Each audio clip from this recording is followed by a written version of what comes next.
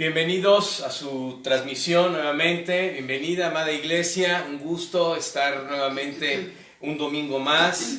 Ya estamos, nos han dicho las autoridades que estamos entrando a la parte más crítica de esta terrible pandemia.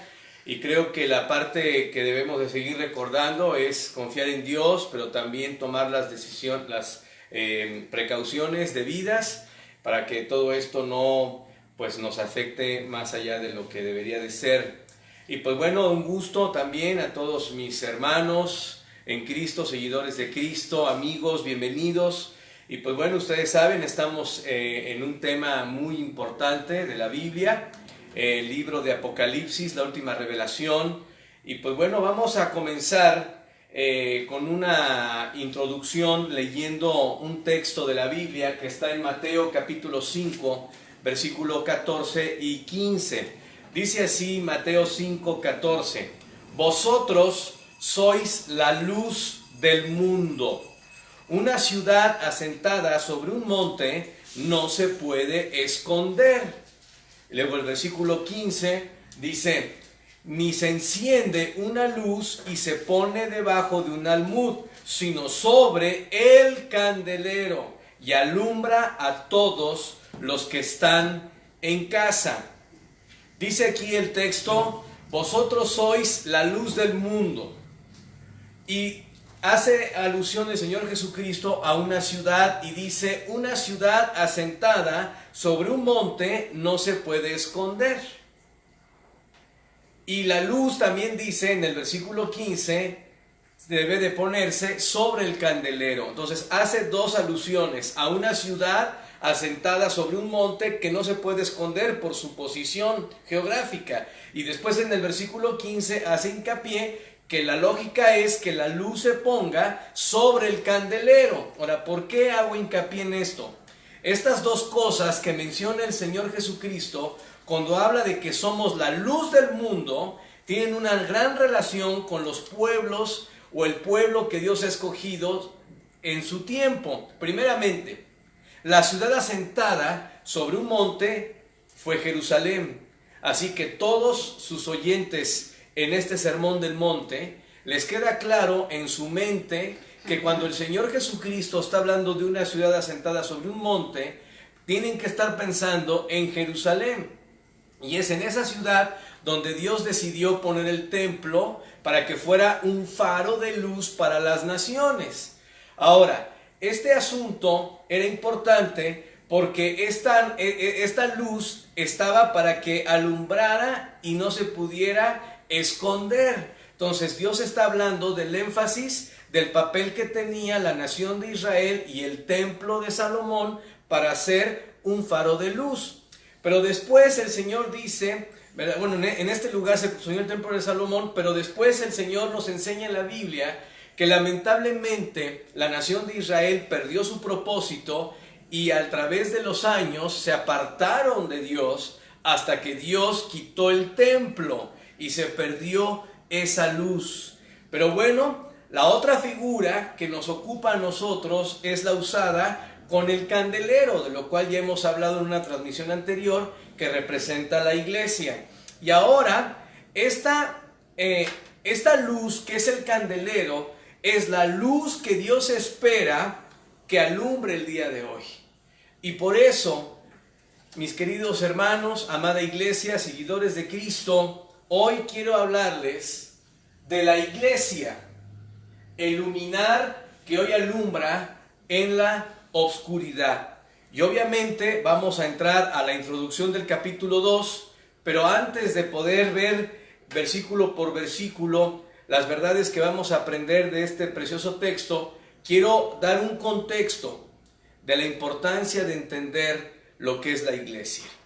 Padre bendito, te damos gracias por este momento y te rogamos que seas tú y solo tú quien tomes la Biblia y la siembres en el corazón de cada uno de nosotros. Te ruego, Padre, que las personas que están escuchando esta transmisión en vivo, por tu Espíritu Santo, quites toda interrupción, toda distracción y puedan enfocar su mente y su corazón a la verdad que estudiaremos en la Biblia. Elimina cualquier cosa que tenga que ver con nosotros, conmigo, y que solo quede tu verdad sembrada. Te lo pedimos en el nombre precioso de Jesucristo.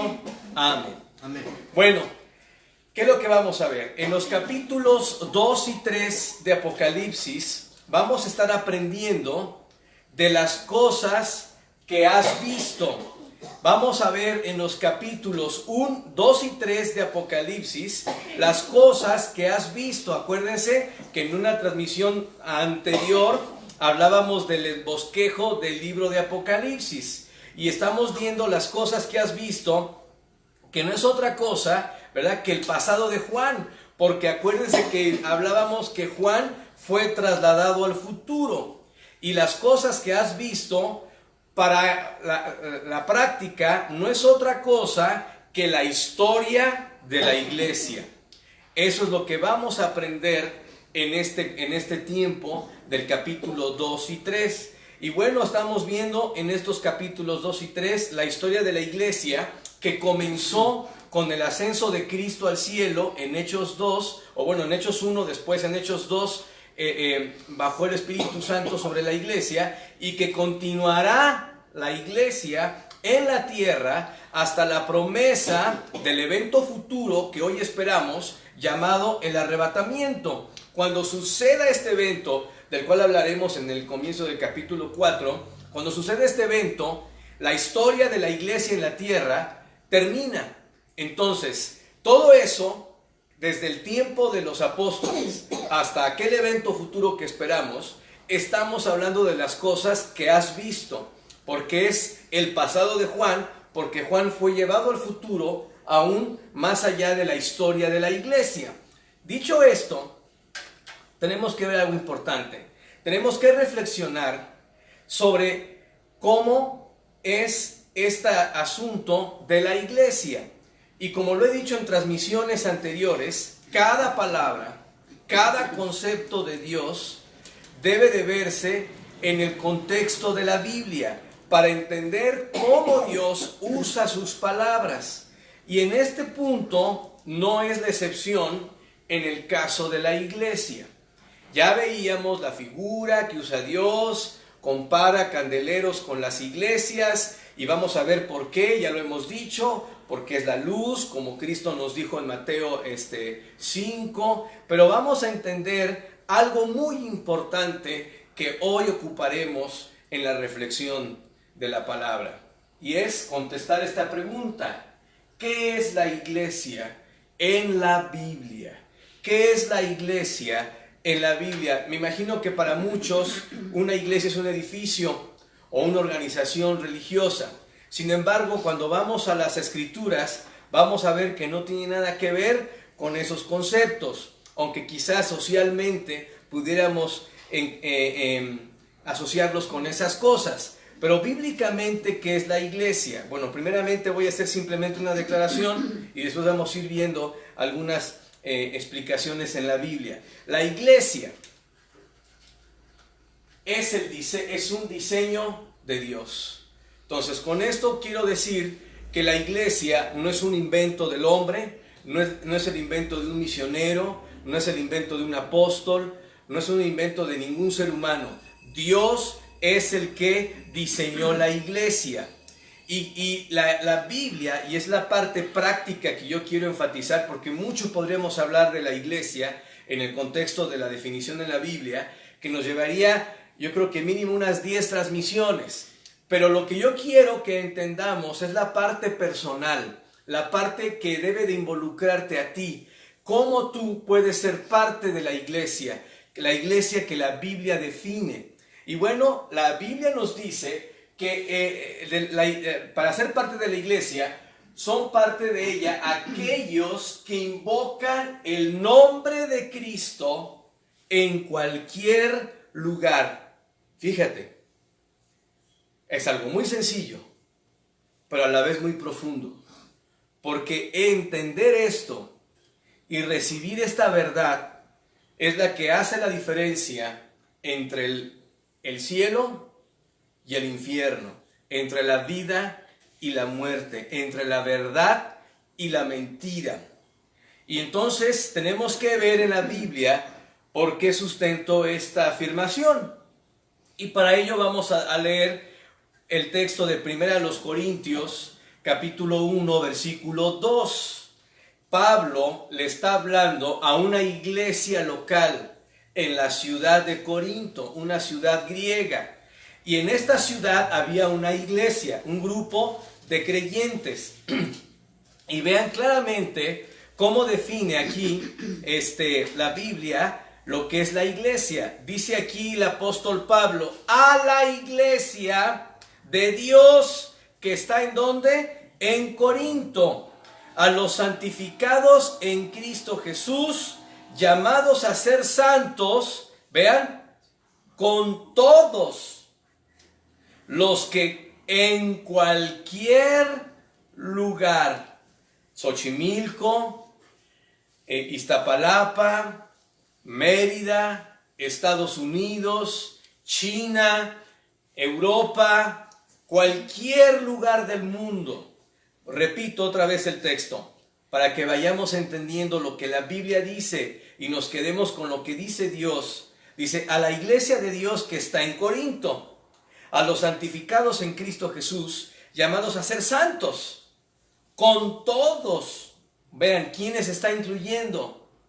Con todos, a los que en cualquier lugar, ¿qué hacen? Invocan el nombre de nuestro Señor Jesucristo, Señor de ellos y nuestro. Entonces, volviendo a la reflexión, vemos que la iglesia son parte de ella aquellos que invocan el nombre de Cristo en cualquier lugar. Y bueno, eso dice el segundo parte del texto, llamados a ser santos con todos los que en cualquier lugar invocan el nombre de Cristo. El nombre de nuestro Señor Jesucristo, Señor de ellos y nuestro. Entonces, esa es la iglesia en su definición más práctica y sobre todo más personalizada.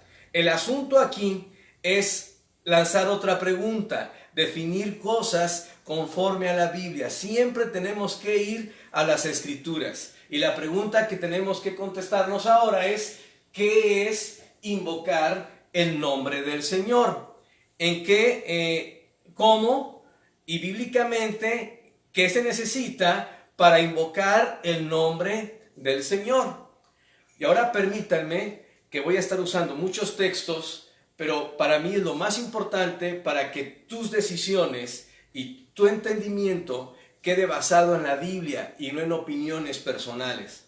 Hay un pasaje en la Escritura, en el libro de Romanos, capítulo 10, los versículos del 9 al 13, que vamos a ir leyendo, que nos definen claramente la acción de invocar el nombre de Cristo. Y vamos a leer todo en su contexto y quizás voy a tener que retomar un texto posterior o anterior para poder ir entendiendo, hacer la conexión de lo que quiero que entendamos. Estamos queriendo definir lo que es la iglesia. Y la iglesia es un diseño de Dios y se es parte de ella cuando invocamos su nombre. Ahora, la pregunta es, ¿qué es invocar el nombre del Señor? Romanos 10:9 dice lo siguiente, que si confesares con tu boca que Jesús es el Señor y creyeres en tu corazón que Dios le levantó de los muertos, serás salvo. Ve aquí la precisión de la Biblia. Y aquí nos está dando Dios las dos condiciones para ser salvo. Cuando entendemos la palabra salvo, estamos hablando de esta oportunidad de librar nuestra alma del infierno, de entender que al morir tengamos una garantía de ir con Dios. Esa es la idea de la palabra salvo, salvar el alma, salvar la vida del hombre por la eternidad. Ahora, este texto nos dice dos cosas que tenemos que cumplir para ser salvos. Y dice aquí que si confesares con tu boca que Jesús es el Señor. Esto no es otra cosa más que reconocer que Jesús, el Hijo de María, aquel que nació en Belén, no fue un profeta más, no fue un maestro más, no fue un gurú, fue Dios hecho hombre. Esto es muy importante en el cristianismo. Segundo, y creyeres en tu corazón, no en tu mente. Es algo más profundo, algo que tiene que ver con tu deseo de creer en una verdad que va a cambiar tu vida y tu destino. Y dice aquí, y creyeres en tu corazón que Dios le levantó de los muertos. Esto habla de que tenemos que creer que Jesucristo no está muerto. Cristo no está en una tumba, mucho menos en una cruz. Cristo está vivo, y esta resurrección de Jesucristo, como hemos visto en una transmisión, es como prueba de la victoria de nuestro Señor Jesucristo sobre el pecado, para ofrecerle al hombre una esperanza de vida eterna, para ser salvo. Entonces hay dos cosas que la Biblia nos enseña en este texto para entender lo que es ser salvo: confesar a Jesús con la boca, es decir, no solo con tu mente, sino decirlo, y que es el Señor, ¿verdad? Y creer en tu corazón que Él está vivo, que Él en verdad vino a morir en una cruz, vino y cargó con tus pecados y resucitó al tercer día mostrando su victoria. Ahora, ¿por qué digo todo esto? Porque todo esto tiene que ver con la pregunta que nos estamos haciendo de invocar el nombre de Cristo, por lo que dicen los siguientes versículos. Dice el versículo 10. El versículo 10 dice lo siguiente, porque da la razón, ¿verdad?, de lo que explica de la condición para ser salvo en el versículo 9. Porque con el corazón se cree para justicia, es decir, para que Dios nos declare justos por la sangre de Cristo en el cielo, tenemos que creer en nuestro corazón la verdad de la muerte de Cristo por mi pecado, por tu pecado en la cruz, y su posterior resurrección. Dice, confesares con tu boca que Jesús es el Señor y creyeres en tu corazón que Dios le va... Perdón, me estoy volviendo... porque con el corazón se cree para justicia, ahí está, pero con la boca se confiesa para salvación. Y aquí viene la parte importante. El confesar con la boca está conectado con el invocar, porque vamos a ver lo que dice los versículos siguientes. Pues la Escritura dice, el versículo 11, pues la Escritura dice, todo aquel que en él creyere no será avergonzado. Primero habla de la fe en lo que es Cristo, pero dice el versículo 12, porque no hay diferencia entre judío y gentil, pues el mismo que es Señor de todos es rico para con todos, con los que le invocan. Ahí está el punto, todos los que le invocan. Y luego, para cerrar este punto, el versículo 13 de este pasaje, conectado desde el versículo 9, dice, porque todo aquel que invocare el nombre del Señor será salvo. Entonces, la iglesia es aquella entidad espiritual que Dios diseñó desde que Él ascendió al cielo, por la cual una persona, al recibir la verdad del Evangelio, invoca el nombre de Cristo creyendo en Él como su único y suficiente Salvador para tener vida eterna y ser parte de la iglesia. Eso no tiene nada que ver con templos, no tiene nada que ver con religiones, ni con grupos de doctrinas o de creencias específicas. Simplemente tiene que ver con el acto sencillo de reconocer que hace 2000 años el Señor Jesucristo vino a la tierra y cargó con tus pecados y los míos, dándonos vida eterna cuando invocamos su nombre, cuando reconocemos que no hay otro Salvador bajo el cielo más que Jesucristo. Así que este punto para mí es muy importante, porque vamos a hablar mucho de la historia de la iglesia, pero ¿qué sentido tiene si no entendemos la implicación personal para nosotros? Si no entendemos lo que Dios está queriendo para ti y para mí el día de hoy. Así que esto es lo primero que quiero que entendamos en este punto de qué es invocar el nombre de Cristo. Pero para sellar esta declaración de una forma muy fuerte, vamos a ver otra cosa. En toda la Biblia y sobre todo donde empieza la historia de la iglesia, vamos a ver que la iglesia es el reino de Dios. La iglesia y el reino de Dios son lo mismo. Y lo que vamos a ver en la Biblia es que para poder pertenecer a la iglesia hay que pertenecer al reino de Dios. Pero para poder pertenecer al reino de Dios hay algo en la Biblia que se llama nacer de nuevo. Para entrar al reino de Dios hay que nacer de nuevo. Y aquí otra vez, la Biblia, la palabra de Dios es el único medio confiable y definible para entender lo que es nacer de nuevo.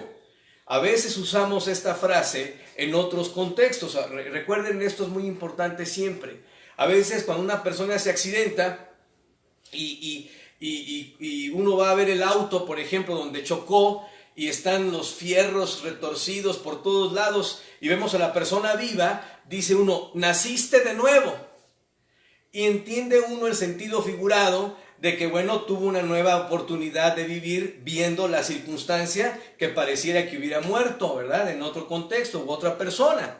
Ahora, está bien, pero cuando la Biblia usa esta frase, no es una frase metafórica, no es una frase simbólica, sino es un acto sobrenatural que Dios quiere hacer en el corazón del hombre para poder entrar al reino de Dios y pertenecer a la iglesia.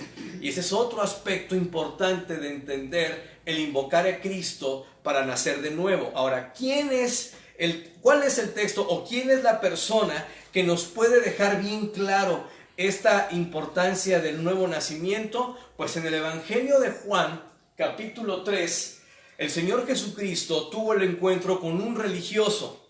Este religioso era un hombre bastante estricto en sus prácticas, era un hombre que guardaba la ley de Moisés, era un hombre que era respetado ante la sociedad, era un hombre sincero, con buena moral, con buena familia y buena reputación, llamado Nicodemo. Este hombre, en su sinceridad, fue con Jesucristo y le confesó que él reconocía que Cristo venía de Dios. Cualquier persona hubiera dicho, oh, pues qué bueno, entonces ya Nicodemo es un cristiano. Pero no, el Señor Jesucristo siempre nos va a llevar al punto de entender la verdad del interior por encima de lo exterior. El problema de la religión es que piensa que las prácticas externas son las que nos hacen aceptos delante de Dios. Eso no es cierto. La Biblia siempre va a hacer énfasis en el andar interno, en las acciones internas que obviamente afectarán el exterior. Este hombre religioso es confrontado por la verdad de Dios y cuando él piensa que está bien con Dios, cuando él piensa que ya tiene una relación con Dios, Dios lo confronta y le dice lo siguiente. Respondió Jesús y le dijo, de cierto te digo, que el que no naciere de nuevo no puede ver el reino de Dios. Ahora, ¿cuál es el asunto aquí? Que la parte importante es entender que la declaración de Jesucristo está apelando al corazón de este religioso para que entienda la necesidad de nacer de nuevo para poder ver el reino de Dios. Esa es la parte importante, pero bueno, obviamente lo que está haciendo Dios es despertando la conciencia de este religioso y por eso en este diálogo ahora Nicodemo, como religioso pero sincero, se impresiona de lo que el Señor le pregunta o le dice y dice Nicodemo le dijo, ¿cómo puede un hombre nacer siendo viejo? ¿Cómo puede un hombre nacer siendo viejo? ¿Puede acaso entrar por segunda vez en el vientre de su madre y nacer? Nicodemo es como cualquiera de nosotros. Nos cuesta trabajo entender las verdades espirituales por encima de las físicas. Cuando Nicodemo es confrontado por Cristo a la necesidad de un nuevo nacimiento, él piensa que se está refiriendo físicamente. Él le dice, ¿acaso puedo yo, estando ya un viejo, entrar otra vez en el vientre de mi mamá? No está entendiendo porque él ve las cosas externamente. Sin embargo, el Señor Jesucristo va a empezar a establecer con él un diálogo que le va a dejar claro a este hombre la necesidad de un nacimiento espiritual. Y dice aquí en el versículo 5, en Juan 3:5, dice así: respondió Jesús, de cierto te digo. Siempre que Cristo usó el de cierto es para decir, hey, pon atención, mucha atención, porque lo que voy a decir a continuación es tan importante que si no pones atención puede cambiar el destino de tu alma.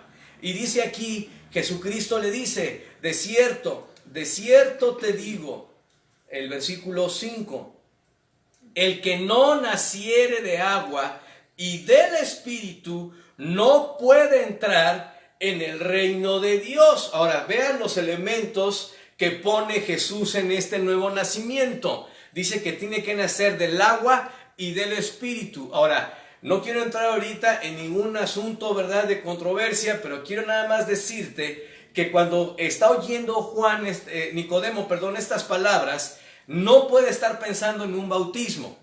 Él no entiende lo que es el acto de un bautismo. Cuando él habla de el agua, el Señor, y del Espíritu, está hablando del nacimiento. Cuando dice del agua, está hablando del nacimiento físico, porque todos venimos del vientre de nuestra madre en una bolsa llena de líquido amniótico. Inclusive sabemos que un síntoma de que una mujer ya va a dar a luz es cuando se rompe, nos han dicho, la fuente, que no es más que la bolsa de líquido amniótico se rompe, indicando que ya está preparando el camino para el nacimiento del bebé. Entonces todos venimos del agua que está en el vientre de nuestra madre, en esta bolsa. Ahora, entonces lo que está diciendo Cristo en este punto es, tienes que ser un ser humano, tienes que haber nacido físicamente, pero ahora del Espíritu. El que no naciere del agua y del Espíritu. Y la parte importante ahora para nosotros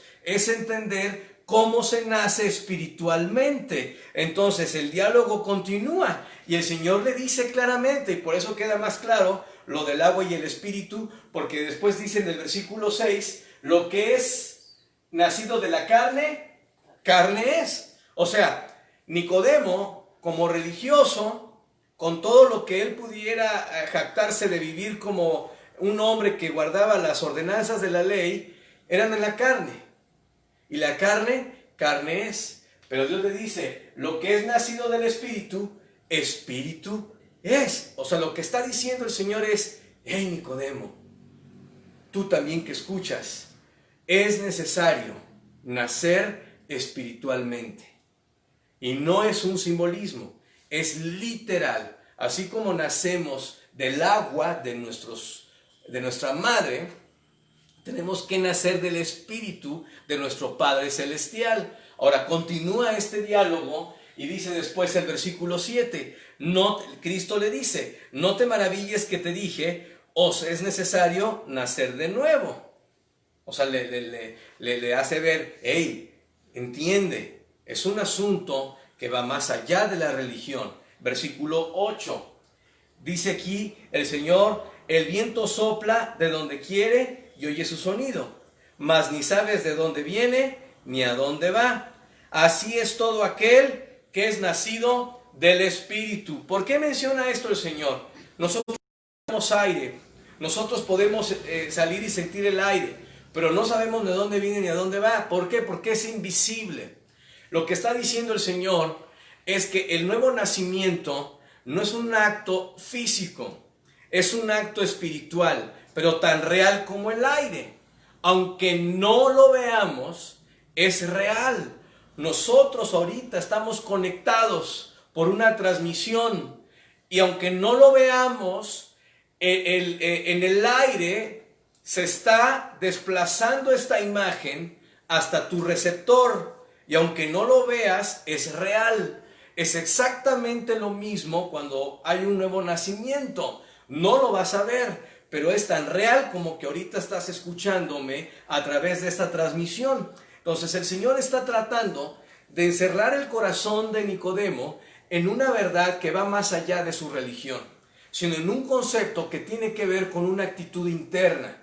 Y por eso tú que estás escuchándome, quiero que entiendas y pongas atención a que pertenecer a la iglesia, para pertenecer a la iglesia hay que pertenecer al reino de Dios, hay que invocar el nombre del Señor. Y esto tiene que ver con un nuevo nacimiento. Y el nuevo nacimiento es algo que es real, pero que no se ve. Versículo siguiente, el versículo 9 dice, respondió Nicodemo y le dijo, ¿cómo puede hacerse esto? ¿Cómo puede hacerse esto? Ve el corazón de este hombre.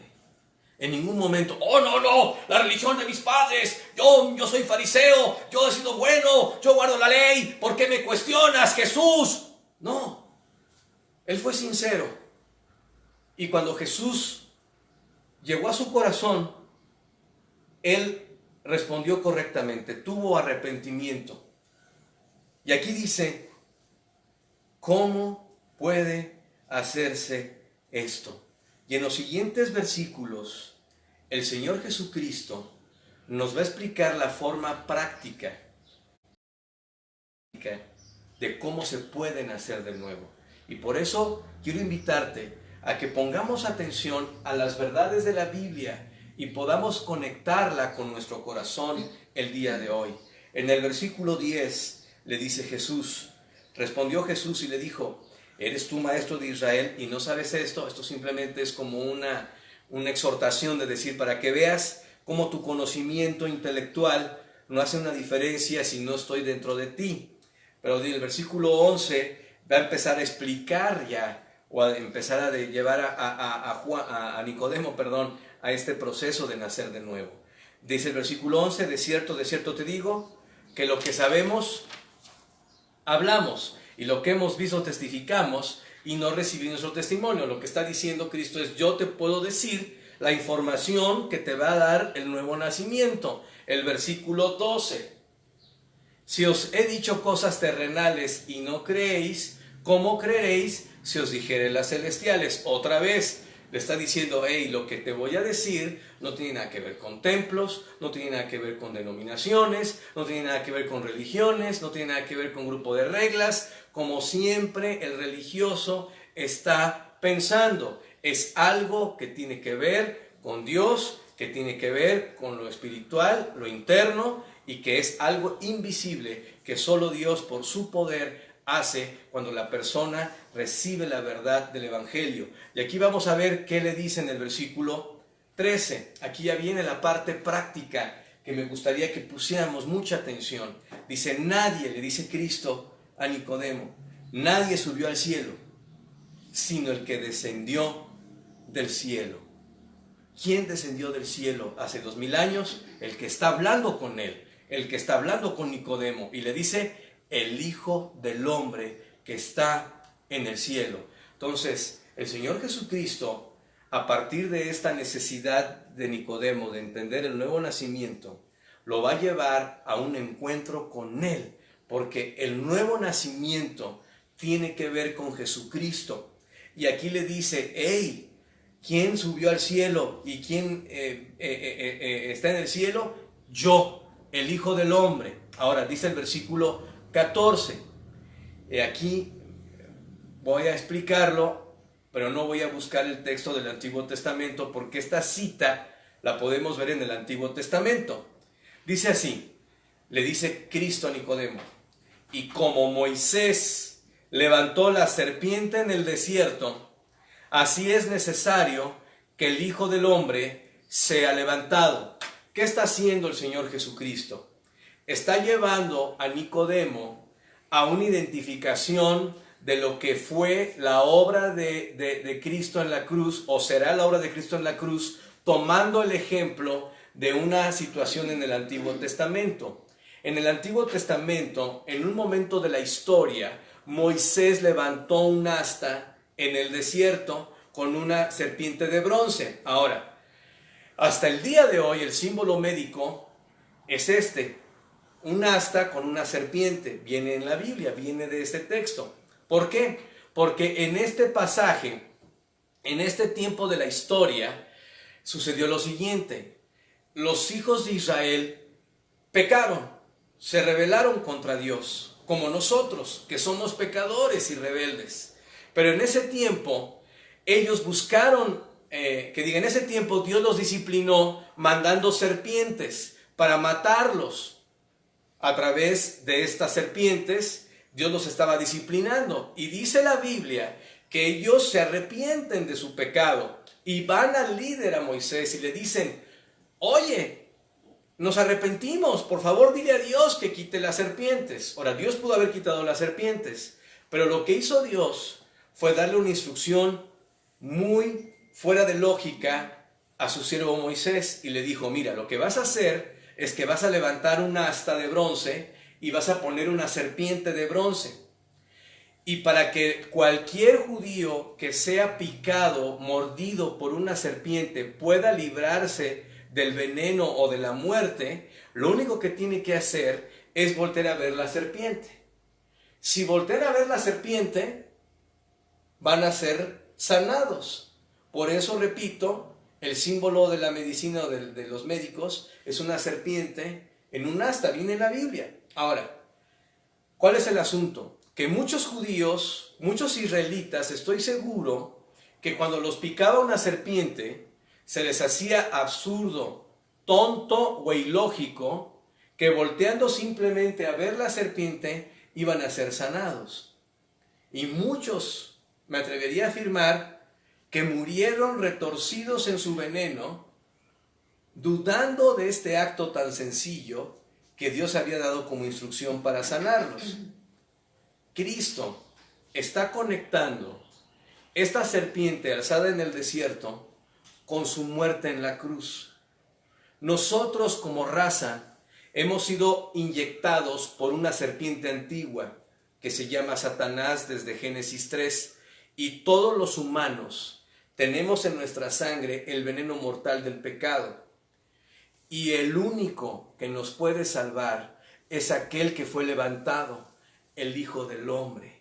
Y así como los judíos tenían que mirar a la serpiente con fe para poder ser sanados, así el día de hoy cualquier ser humano que voltea a ver el sacrificio de Cristo en la cruz con fe, reconociendo que lo puede perdonar y sanar, es como el hombre es perdonado. Pero es como el hombre nace de nuevo. El nuevo nacimiento se gesta cuando tú y yo, siendo pecadores, con un espíritu muerto por el pecado, se identifica con la muerte de Jesucristo en la cruz, y esa muerte de Cristo en la cruz, el Espíritu Santo viene y la hace nuestra en nuestro corazón. Y ese espíritu muerto que está dentro de nosotros se une al Espíritu de Cristo, al Espíritu Santo, y nace de nuevo, tal y como nacimos en el día en que nuestra madre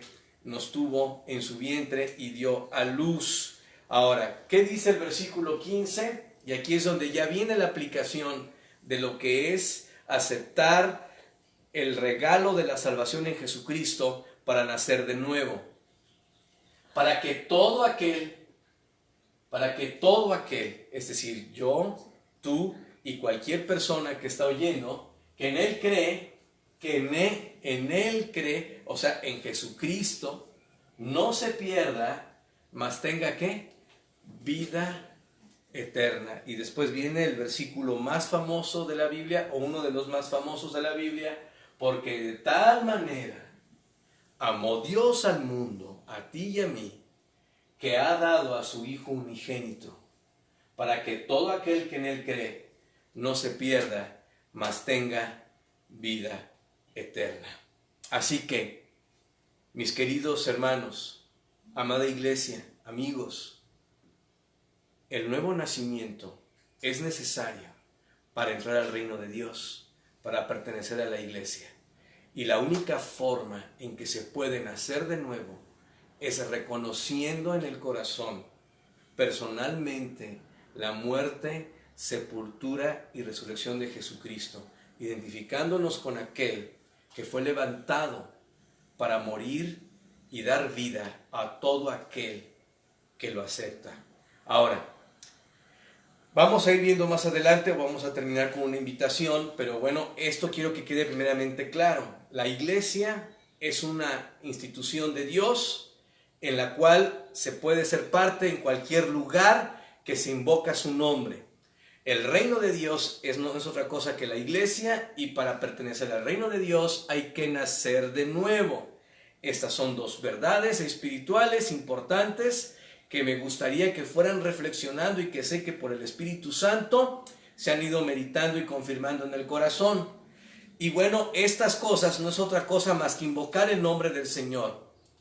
Y la iglesia, en su forma más sencilla, aquí ya voy a hablar de la parte práctica, aparte del aceptar a Cristo.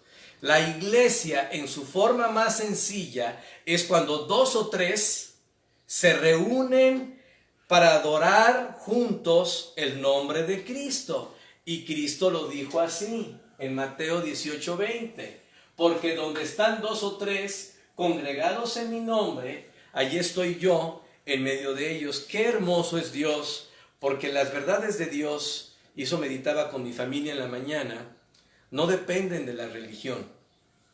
Qué hermoso que aunque estemos en una pandemia, la iglesia es la iglesia, porque no dependemos de un templo, no dependemos de un lugar específico, porque donde 2 o 3 están congregados, allí está Dios. Y bueno, yo sé que en sus hogares, del otro lado del celular, hay personas que están de 2 o 3. Esa es la iglesia, y no necesitamos de nada más. No necesitamos de ir a un lugar, no necesitamos de comer nada, ni de tomar nada, para entender y saber que estamos participando de las bendiciones y de la comunión con Dios, porque es algo espiritual que comienza en el corazón por el poder del Espíritu Santo. Así que, habiendo definido la parte espiritual de la iglesia y la forma de poder pertenecer a ella, quiero hacer algunas observaciones del esquema de estudio que estaremos viendo en las próximas transmisiones,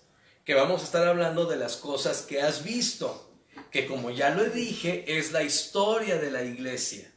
Ahora, Dios, a través de Juan, aquí en el libro de Apocalipsis, nos va a dar un panorama de la forma en que la iglesia, como organización visible, está comportándose, o se ha comportado en estos 2000 años. Es la forma externa del cristianismo la que Juan vio en esta historia de 2000 años. Y vamos a ver que Dios, en su soberanía, escogió 7 iglesias que existieron en Asia Menor. Asia Menor hoy es Turquía. Dentro de 8 días voy a procurar poner un mapa, pero el asunto que quiero que entendamos es que Dios está hablando de la historia de la iglesia, porque Dios llevó al futuro a Juan y le dijo, escribe las cosas que has visto. Pero también la Biblia, hay otra regla del estudio que es que la Biblia tiene 3 aplicaciones básicas. Una es, la Biblia es historia, o sea, lo que dice sucedió.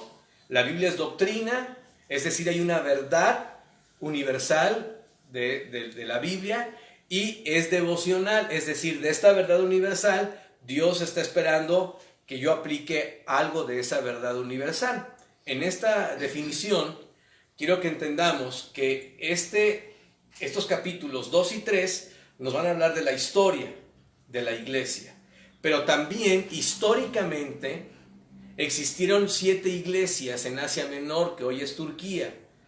Y hay más iglesias. Ya en el primer siglo, el evangelio se regó por toda Europa y parte de Asia.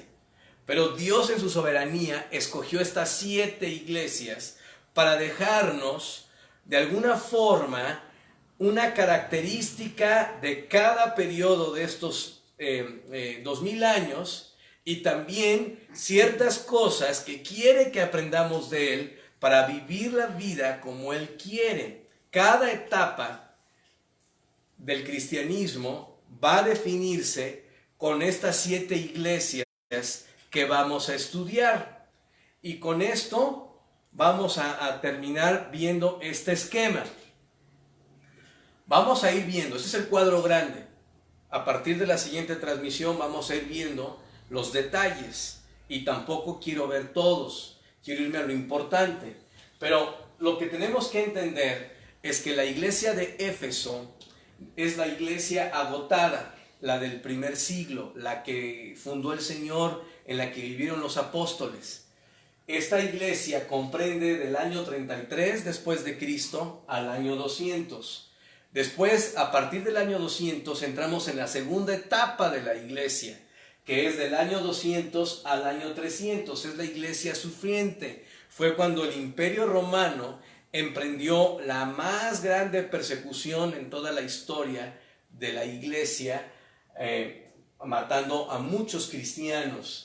Luego después, del año 300 al año 500, ahora ahí hay años más, años menos, yo lo redondeé por cosas prácticas, pero después el tercer periodo es la iglesia de Pérgamo, que es la iglesia que se casó con el mundo. En el año 300, el cristianismo, después de una gran persecución, hubo una merma muy grande, pero también hubo mucho falso cristianismo, al punto tal que cuando el Imperio Romano estaba en decadencia, el imperio como estrategia tomó el cristianismo para sobrevivir, y esa es la iglesia que hizo un compromiso con el mundo. Vamos a verlo, como repito, más a detalle.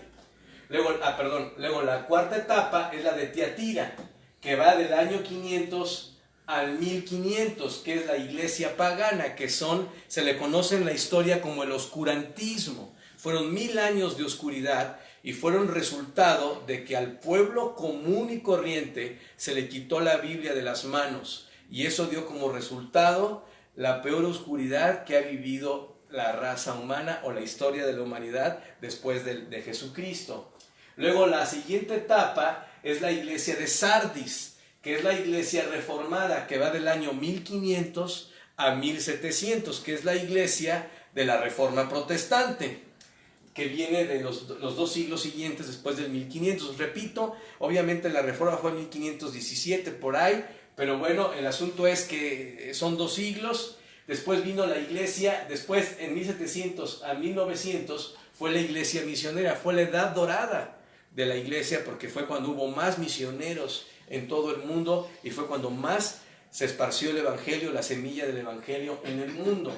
Y por último, la iglesia de Laodicea, que entró en su etapa histórica en todo el mundo en el año de 1900, a principios del siglo pasado, y hasta el día de hoy estamos viviendo esa etapa de la iglesia.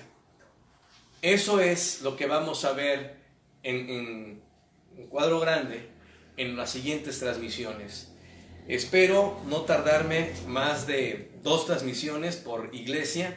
Ojalá haga una por iglesia para no saturar de datos. Pero bueno, esto es el cuadro grande. Esa es la historia de la iglesia. Son las cosas que has visto. Ese es el pasado de Juan. Juan vio todo eso y la historia lo ha ido comprobando. Para terminar, mis queridos amigos, amada iglesia, en un camino oscuro, lo único que permite caminar con seguridad es poder iluminarlo. Dios siempre ha deseado iluminar el camino con su palabra y su presencia. Y eso es lo que ha deseado a través de la historia de la iglesia. Dejar un candelero de luz para iluminar a los corazones oscuros o oscurecidos por el pecado. Eso es lo que vamos a estudiar. Pero quiero terminar invitando a aquella persona que todavía no pertenece a la iglesia, como lo hemos definido bíblicamente. La única forma de pertenecer a la iglesia desde el punto de vista de la Biblia es invocando el nombre de Cristo, es confesándonos pecadores y reconociendo a Jesucristo como nuestro único y suficiente Salvador. Es naciendo de nuevo, mirando a aquel que fue levantado en una cruz cargando con nuestros pecados. En Romanos 10:9 veíamos que hay 2 condiciones para poder ser salvo: que si confesares con tu boca que Jesús es el Señor y creyeres en tu corazón que Dios le levantó de los muertos, serás salvo. Yo quiero invitarte a ti que estás escuchando, que si quieres ser salvo, si quieres nacer de nuevo, si quieres pertenecer al reino de Dios, a la iglesia, para que tu alma cuando muera vaya al cielo, tienes que tener un encuentro personal con Jesucristo. Yo te invito que allí donde tú estás, hagas la oración que yo voy a hacer. Esta oración no es una oración común, no es una oración que tienes que hacer diario. Es la oración que se hace para salvación. Y la salvación se recibe una sola vez, porque con una sola vez Dios perdona todos nuestros pecados por la eternidad. Así que yo te invito a que allí donde me escuchas hagas esta oración. Esta oración tiene 3 cosas importantes. Reconocernos pecadores, porque nadie puede ir al cielo si no es honesto consigo mismo. 2, reconocer que Jesucristo es el único que vino a la tierra para morir por nuestros pecados. Y 3, no menos importante, pedir a Jesucristo que entre en nuestra vida, que entre en nuestro corazón. Así que bueno, yo les invito allí en sus casas donde estén, que cierren sus ojos y repitan conmigo la siguiente oración. Señor Jesucristo, yo reconozco que soy pecador y que como consecuencia estoy muerto. Señor Jesucristo, en este momento me arrepiento de todos mis pecados. Y Señor Jesucristo, te reconozco como mi único y suficiente Salvador. Señor Jesucristo, te invito a mi vida, te invito a mi corazón. Sálvame en Cristo Jesús. Amén. Pues, si hiciste la oración, ya no dudes. Esta oración, como dijimos, el nuevo nacimiento es algo como el viento, que no se sabe ni de dónde viene ni a dónde va, pero que es real. Si tú lo hiciste de corazón, la Biblia dice, no lo digo yo, que Dios ha entrado en tu corazón, te ha dado el nuevo nacimiento y te ha dado la oportunidad de que cuando mueras ya no vayas a la condenación, sino al mismo cielo.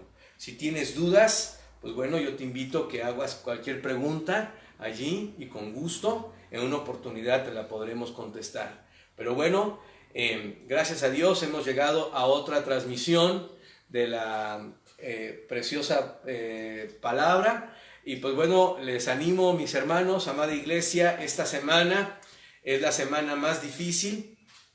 Nos dicen las autoridades, el pico de la pandemia en nuestro país va a llegar el 6 de mayo, entre el 6 y el 8. Así que hermanos, yo les animo a no salir, a estar orando, como les he dicho. Tenemos que estar siendo sensibles, somos la luz, somos el candelero y debemos de estar cumpliendo con esa función.